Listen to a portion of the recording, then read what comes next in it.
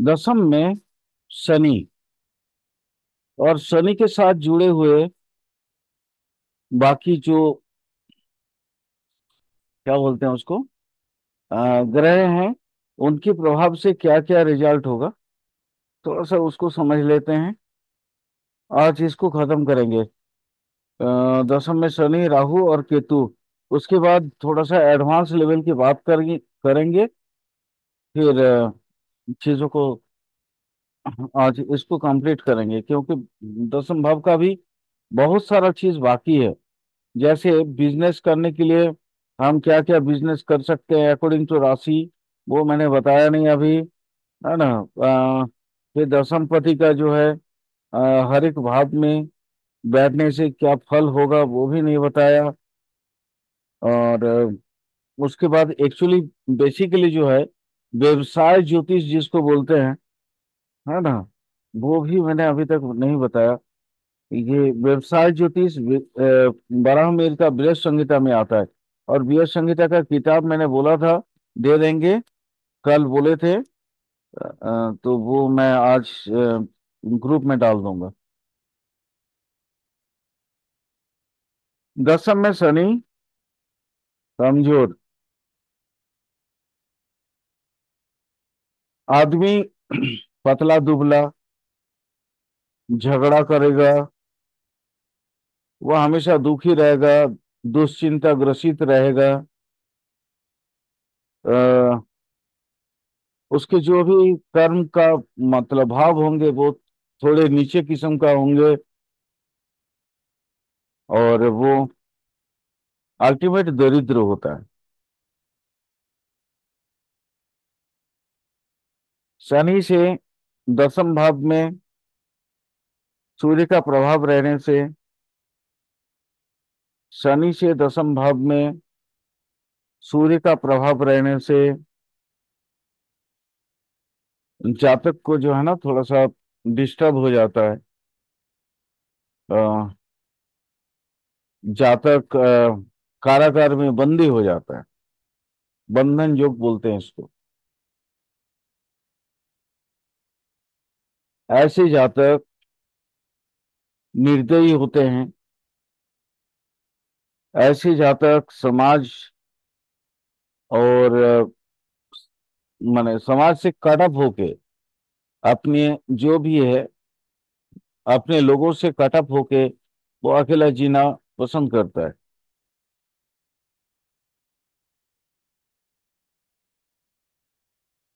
आप ऐसे कह सकते हैं, एक कहावत होता है, न घर का न घाट का। ऐसे लोग इसी टाइप के होते हैं, न घर के होते हैं न घाट के होते हैं।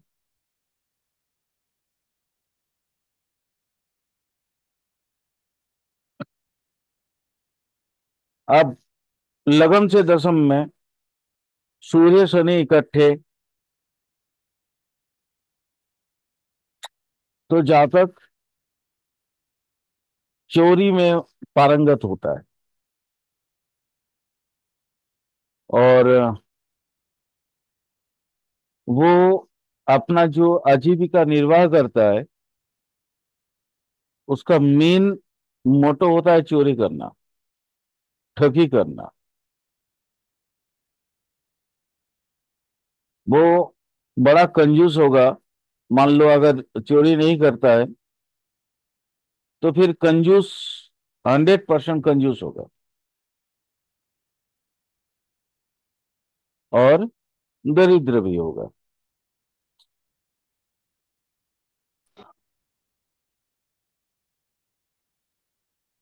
दूसरा, शनि, सूर्य और शुक्र।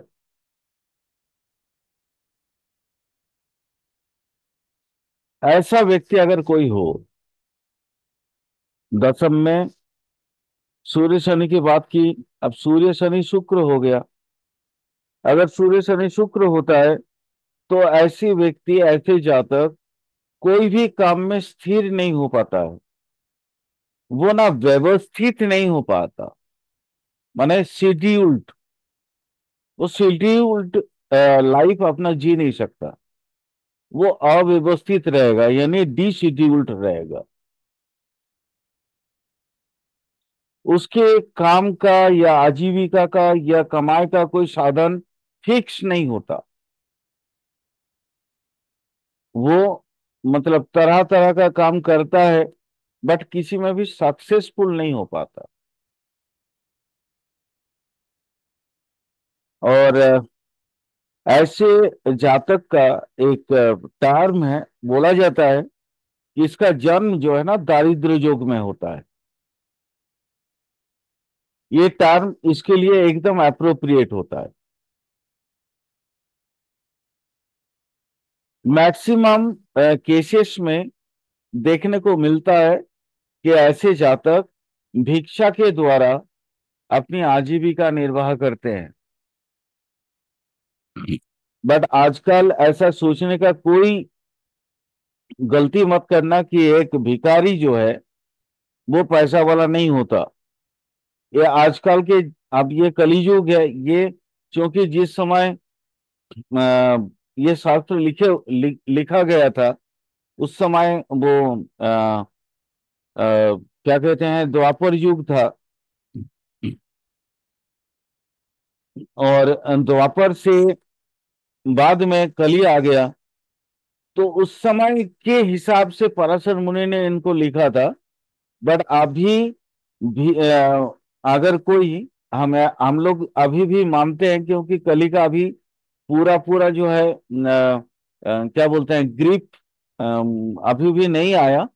जिसके कारण भिक्षावृत्ति लेने वाले लोगों को अभी भी हम लोग छोटे मानते हैं। जो नॉर्मली जैसे साधु संतों की जो भिक्षा के द्वारा वो अपनी जो खुन्नी वृत्ति बोलते हैं जिसको, यानी अपनी भूख को मिटाना, क्योंकि उनका काम वही होता है, सिर्फ भूख के लिए अपना अ, वो मांगते रहते हैं। बट यहाँ पे आजीविका के तौर पे भी लोग भिक्षा को जो है पेशा बना लिया, व्यवसाय बना लिया। और आपने देखा होगा बहुत सारे न्यूज में, ये सारी चीजों में देखा होगा कि बड़ा बड़ा गिरोह बनाते हैं, जहाँ पे मतलब भिक्षा का भिक्षा के माध्यम से जो है वो पाई पैसा का हिसाब रख के जो गिरोह बनाता है वो बहुत करोड़पति बन जाता है। अभी कुछ दिन पहले ही अ, एक न्यूज आया था, जो एक बॉम्बे का कोई भिखारी था, एग्जैक्टली मुझे याद नहीं है। तो ये कली काल है, इसलिए भिक्षा वृत्ति को भी आप छोटा मत समझिए। अब शनि शुक्र बुध,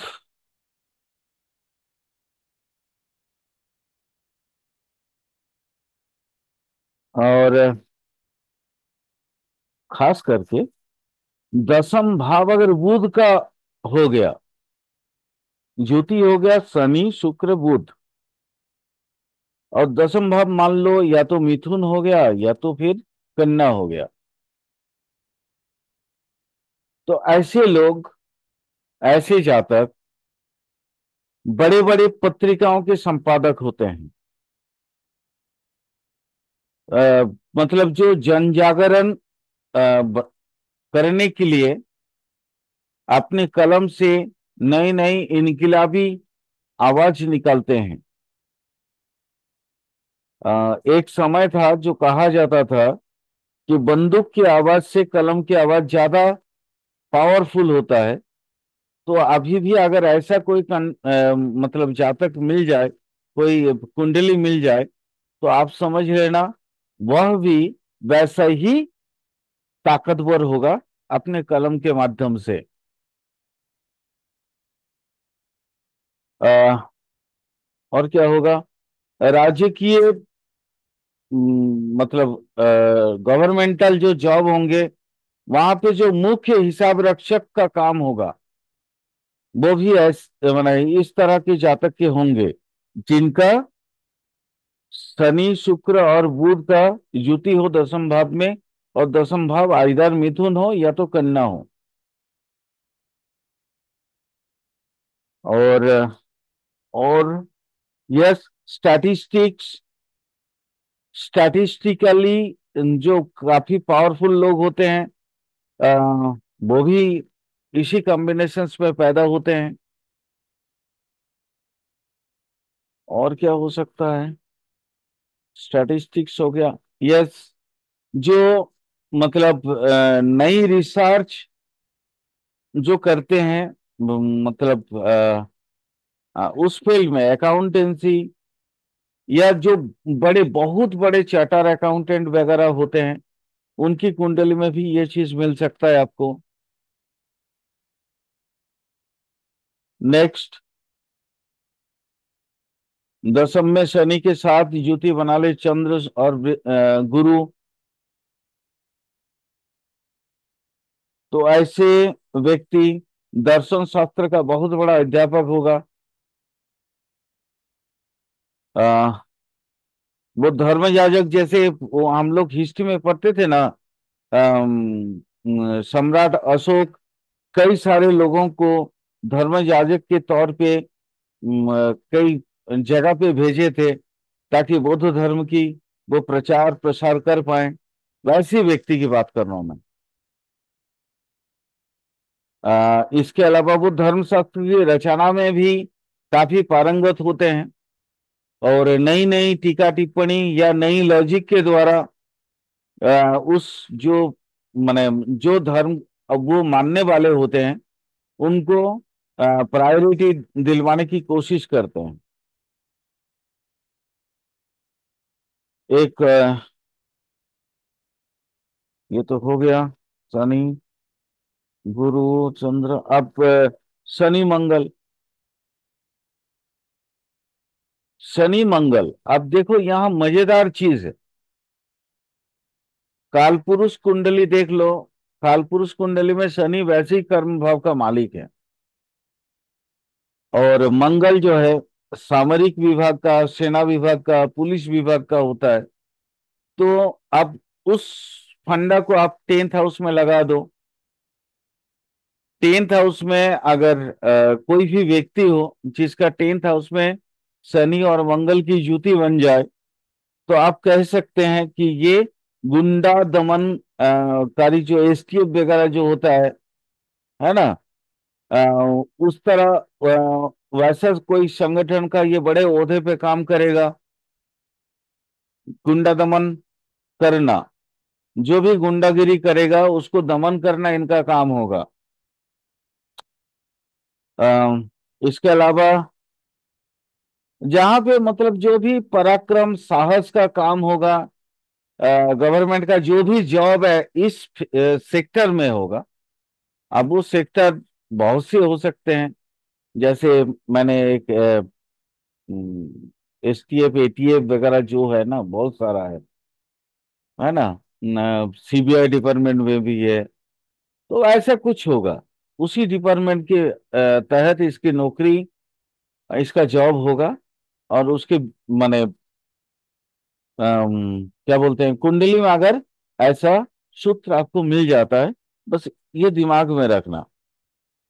बट वही अगर इतने सारे जो बता रहे थे वो इधर बेटरमेंट था, आप वही अगर कमजोर ग्रह हो जाते हैं, है ना, कमजोर अगर ग्रह हो जाए तो फिर वो उल्टा करेगा, मतलब चोरी करेगा, गुंडागिरी खुद करेगा। वो गुंडा दमन शाखा की क्या बोलते हैं, विभाग में नौकरी ना ना करके खुद ही गुंडा गुंडा बन जाएगा। लेकिन वो भी बनेगा बड़ा ऊंचा दर का।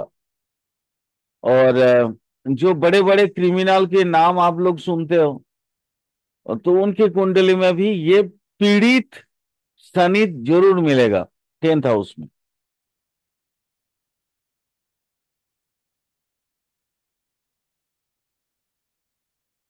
लगभग तो सभी हो गया। हाँ, स्पेशली शनि और चंद्र की बोलना भूल गए थे, उसमें 3 ग्रह 4 ग्रह ले लिए थे। तो 2 ग्रह शनि चंद्र, मतलब वही दार्शनिक। हाँ, एक और है जो योग शास्त्र बोलते हैं जिसको, योगा, है ना। ये योगा को जो अपना पेशा बनाते हैं, जो अपने व्यवसाय या अपनी उन्नति की राह बनाते हैं, वैसे लोगों की कुंडली में जरूर शनि और चंद्रमा इकट्ठे युति में होंगे, दसम भाव में। और क्या हो सकते हैं? हाँ बिल्कुल, जैसे हठ योग, आप योग की सारी चीजें आ गई है इसमें। अ, जो भी मतलब प्राणायाम हो, हठ योग हो, या साधन योग हो, भक्ति योग हो, ये जो भी है, मतलब ये कोई छोटा, एक सूत्र तो मैंने एक दे दिया, बट यहाँ कर्म का जो प्रकृति है वो बहुत बड़ा हो जाएगा, उसका फैलाव बहुत बड़ा हो जाएगा। ठीक है, वैसे ही देख लेना। अब यहाँ एक और चीज याद रखो, मैं हमेशा जैसे बोलता हूँ, अपनी राशि में हो, मूल त्रिकोण में हो, या उच्चस्थ उच्चस्थ अगर शनि हो दसम भाव में, तो वो ना क्या बोलते हैं, फर्श का गिरा हुआ इंसान को भी अर्थ पे पहुंचा सकता है। मतलब एकदम भिखारी को भी राजा बना सकता है। अपार धन देने का ताकत शनि में भी है। आप लोगों को याद होगा, मैं फिफ्थ हाउस जब पढ़ा रहा था, तो मैंने बोला था कि फिफ्थ हाउस अपार धन का क्या कहते हैं, कारकत्व तो रखता है। राहु और जब अलग अलग बिजनेस इत्यादि में मैंने बोला था, तो सेकेंड हाउस जब पढ़ाया था, तो उस समय भी मैंने बोला था कि राहु भी अपार धन दे सकता है, बट शनि भी अपार धन दे सकता है। आज मैं आपको कर्म भाव, क्योंकि कालपुरुष कुंडली में हम जितना बड़ा कर्म करेंगे, हमारा इनकम भी उतना ही बड़ा होगा।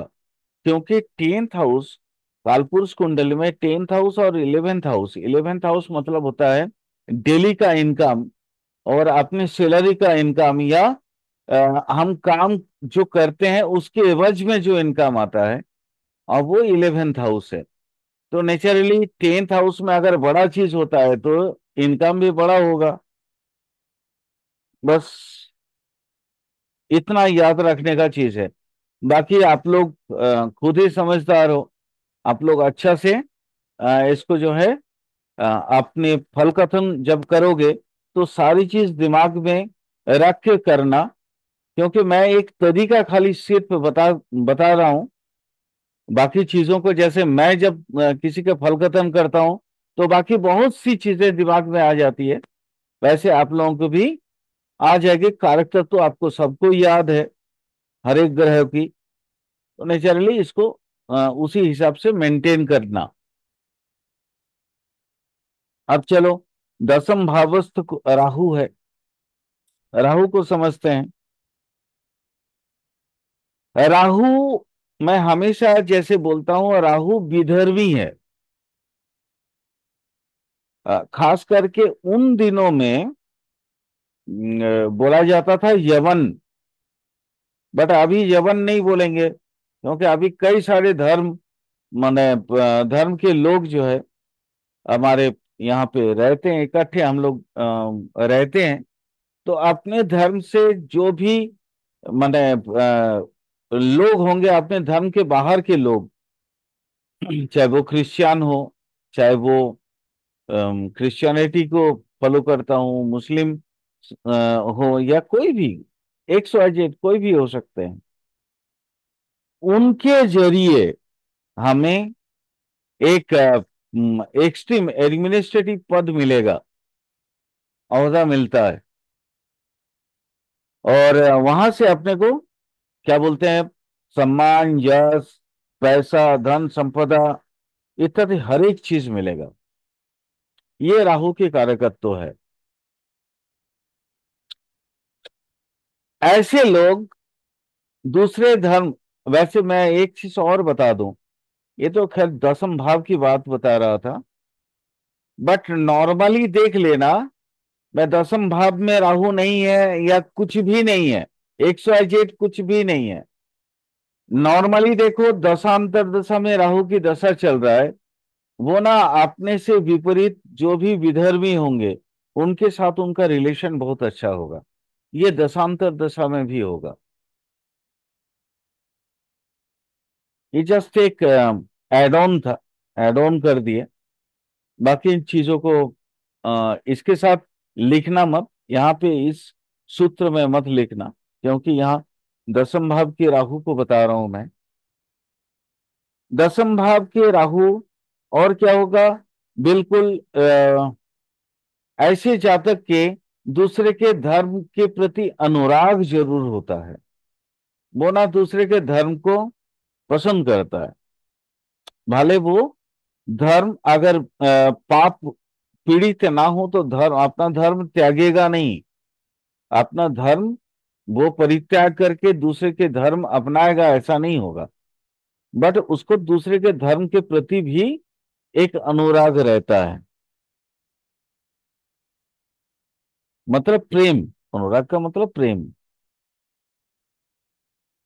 ऐसे जातक अपने जो कर्म क्षेत्र होंगे, काम का जो जगह होगा, वहां पे कई सारे लोगों से वो ना, चाहे वो अपने धर्म के हो या विधर्मी हो, सारे धर्म के मतलब खुद के धर्म के या दूसरे के धर्म के लोगों से वो घिरा हुआ रहेगा, या उसके अंडर में काम करने वाले लोग बहुत होंगे ऐसे।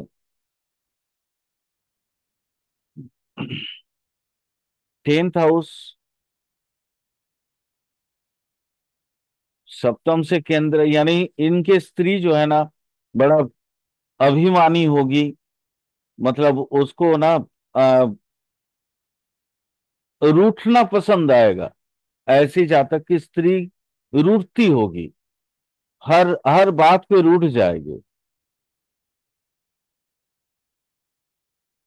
बट ऐसे जातक अगर राहु 10th हाउस में हो तो उसकी जो एक्सपेंस होगा, 10th, 1 2 3, यस, वो मतलब होता है ना, अपनी सेक्सुअलिटी के लिए वो पैसा जो है खर्च करेगा। आपने अ, हो सकता है नॉट ओनली सेक्सुअलिटी, नशा के लिए भी कर सकता है। इंद्रिय सुख बोलते हैं उसको। संस्कृत में जो टर्म है वो कहा जाता है इंद्रिय सुख। अब इंद्रिय सुख कहीं से भी आ सकता है, चाहे काम वासना हो या मतलब नशा से भी हो, ऐसे भी हो सकते हैं। और क्या होगा, और क्या हो सकता है, और क्या हो सकता है। और हाँ, 10th हाउस, 10th हाउस का राहु जो है ना, उसके स्टेटस को डेवलप करने में काफी मदद करता है। और ऐसे जातक अपनी स्टेटस की जो मतलब इम्प्रोवाइजेशन है, उससे अपने आप को रोक नहीं पाता। वो चाहे उसके लिए कुछ भी काम कर सकता है।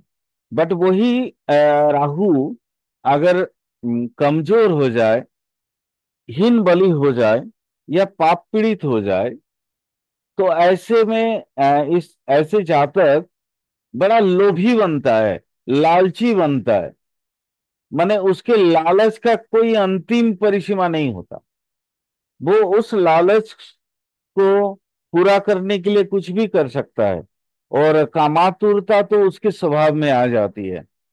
मतलब काम वासना की तरफ उसकी, इंद्रिय सुख की तरफ वो इतना आकर्षित हो जाता है कि वो अपना हर चीज मान मर्यादा तक जो है लांग के चला जाता है। ऐसा भी हो सकता है। और वो अल्टीमेट क्या बोलते हैं ना उसको, लज्जाहीन, है ना, निर्लज, वो भी बोल सकते हैं आप।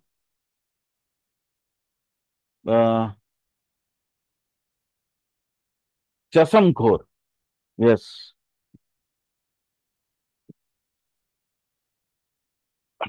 बट एक चीज मैं आपको बता दूं, 10 का राहु अगर अच्छा हो तो जातक किसी भी हाल में हो, वहां से उठा के वो एक स्पेसिफिक सम्मानित जगह पे पहुंचा देता है, इतना कह सकते हैं।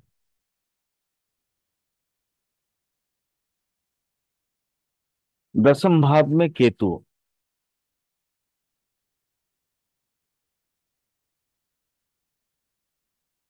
दसम भाव में केतु, केतु ना हर चीज से कट अप करता है।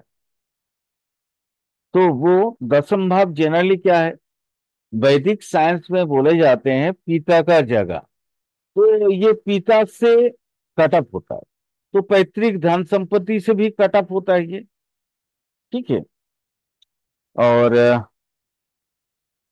जैसे एक चौथा हाउस जो होता है वो पीस है, उसके सप्तम भाव में दसम हाउस आता है, तो वो भी मेंटल पीस है। तो इसको भी मेंटल पीस नहीं मिलता, मानसिक सुख से भी वो कटअप हो जाता है। उसको मेंटली कोई सुकून वगैरह नहीं रहता। कह सकते हैं वो भाग्यहीन है, बस, सीधी सी बात। ऐसे जातक का जो है ना, गुप्तांग की पीड़ा बहुत होते हैं। और चरित्रहीन भी होता है, दूसरे की पर स्त्री पे, दूसरे की स्त्री पे उसके आंख गड़ाए रहता है वो। ये भी आप कह सकते हैं इसको।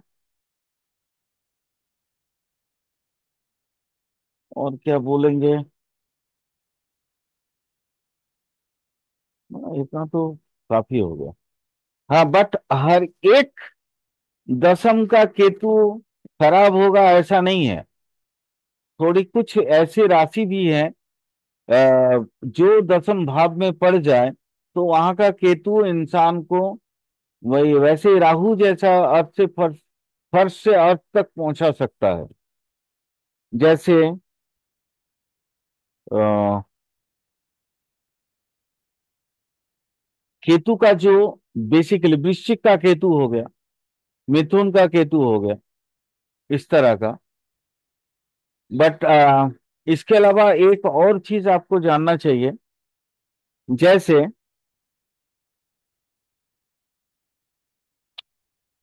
हाँ, मेष का केतु भी करेगा। मेष, वृष, वृष को भी तो उसका अपना जगह माना गया है। वृश्चिक, कन्या का, माने बुध के साथ केतु का रिलेशन चूंकि अच्छा है, तो और मेष के साथ भी, मतलब मेष और वृश्चिक जो मंगल का जगह है दोनों, मंगल के साथ भी केतु का रिश्ता अच्छा है। तो नेचुरली इस तरह का केतु अगर हो 10th हाउस में, तो ऐसे जातक अपने जीवन में उन्नति तो करता ही करता है, और खास करके उसके शत्रु की, मतलब खात्मा भी कर देता है ये। शत्रु इसका जो है अपना फन नहीं फैला पाते हैं। ओवरऑल मैं एक ही चीज बोलूंगा कि दसम भाव का केतु अगर शुभ ग्रह के साथ दृष्ट हो जाए, या शुभ ग्रह के साथ, शुभ ग्रह द्वारा दृष्ट हो जाए, या शुभ ग्रह के साथ युति बना ले, तो फिर ऐसे केतु इंसान को एक नॉर्मल जगह से लेके उठा के बड़े ऊंचे ओहदे पे ले जाता है। अब 10th हाउस को कैसे देखना है, क्या करना है उसकी एक, ये तो प्राइमरी लेवल बेसिक लेवल की बात थी। मैं एडवांस लेवल की कुछ चीजें बता रहा हूं। इनको बहुत अच्छा से याद कर लेना, नोट्स करके, नोट बना के इसका याद कर लेना। क्योंकि 10th हाउस का बेसिक हम फलकथन कैसे, एडवांस फलकथन कैसे करेंगे, बेसिक नहीं, एडवांस फलकथन कैसे करेंगे, उन चीजों को थोड़ा बता रहा हूँ, क्योंकि बेसिक तो मैंने पहले बता चुका हूं। यहाँ पे देखिए, एक पहला हो गया कर्म भाव, कर्म भाव के भावेश, और कर्म भाव में बैठे ग्रह चाहे एक हो। यहाँ तो देखिए कोई एक अकेला ग्रह तो फल नहीं देंगे ना, क्योंकि भाव, भाव का मालिक कुछ और होगा, कोई भी माने ग्रह होगा। जैसे मान लीजिए अगर वहां पे पड़ गया, मतलब सिंह सिंह राशि पड़ गया, तो भावेश कौन हो गया, सूर्य हो गया। अगर कर्क राशि पड़ गया, तो फिर भावेश कौन हो गया, भाव, भावेश का मालिक हो गया चंद्रमा। तो चंद्रमा के साथ दूसरे ग्रह को रिलेशन भी देखना है हमको। ग्रह की जो योग है उसके प्रभाव से ही हम कर्म को देखेंगे, या अपने व्यवसाय को देखेंगे, या अपने नौकरी को देखेंगे। क्योंकि देखिए यहाँ आपके पेशा दो ही, प्रोफेशन दो टाइप के होते हैं, इधर नौकरी होगा या तो व्यवसाय होगा। हाँ, कुछ बहुत भाग्यशाली लोग होते हैं जिनको नौकरी और व्यवसाय दोनों ही कर लेते हैं वो, है ना। लेकिन जिसके मान लीजिए कर्म भाव से छठे भाव और सप्तम भाव दोनों भाव से अगर कनेक्शंस बना, तो ये लोग नौकरी भी करते हैं और साथ में अपनी व्यवसाय भी, खुद की व्यवसाय भी करते हैं। लेकिन ये सारी चीज कर्म का, ये कर्म भाव की जब फल कथन करेंगे तो आपको पहला देखना होगा कि इन ग्रहों की योग या कनेक्शंस कैसे हैं, और कनेक्शंस के एवज में आपको फल कथन को परिकल्पना करना होगा, इसको योजना बनानी होगी। ठीक है। दूसरा क्या है, जैसे मैं हर हमेशा बोलता हूं कि मतलब अगर उच्च राशि के हो, अपने उच्च स्थान के हो, स्व राशि के हो, तो ये हमेशा उत्तम फल देते हैं। बाकी जगह पे न्यूट्रल, अगर न्यूट्रल हो तो ये मध्यम फल देंगे, और नीच के हो तो फिर ये खराब फल देंगे। इसको भी दिमाग में रखना पड़ेगा। ये भी एक बहुत बड़ा मतलब सूत्र है। अच्छा, इसके अलावा और हमको क्या देखना होगा कर्म भाव को विचार करते समय? हमको देखना होगा योग कारक जो भी ग्रह हैं उनके वर्ग देखना होगा। वो वर्ग में क्या मतलब अपने बली है, वर्ग बल है उनका, या कर्म, स्पेशली अगर देखिए कर्म भाव की वर्ग बल है या नहीं उन ग्रहों की, उस अवस्था में भी आपको कर्म के माने विषय आशय के बारे में आपको विचार करना पड़ेगा। और आपको देख सकते हैं आप, जैसे जैसे मैंने आप लोगों को उस दिन बता रहा था एसेंडेंट या डिसेंडेंट है। यानी अगर एसेंडेंट होगा मतलब जो उच्च राशि की तरफ, उच्च स्थान की तरफ जाने वाले जो मतलब ग्रह होंगे, वो आपको ना उन्नति ज्यादा देगी। ठीक है, ज्यादा देंगे वैसे ग्रह। बट जो डिसेंडिंग ऑर्डर में होंगे वो उतना आपको उन्नति नहीं दे सकते हैं। और और हम क्या देखें, हाँ यस ऑब्वियसली 10th भाव में बैठे ग्रह की स्ववर्ग फल भी देखेंगे हम।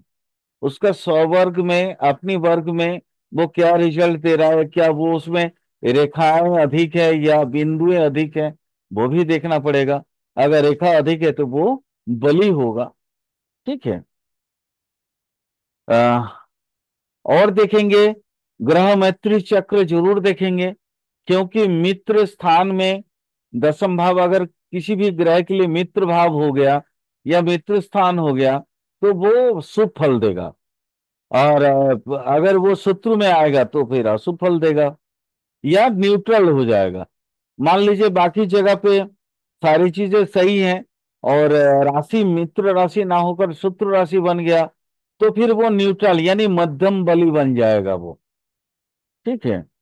और और आप क्या देखिएगा, और क्या देख सकते हैं? हाँ ऑब्वियसली आजीविका देखने के लिए लगन की प्रकृति को भी देखना पड़ेगा।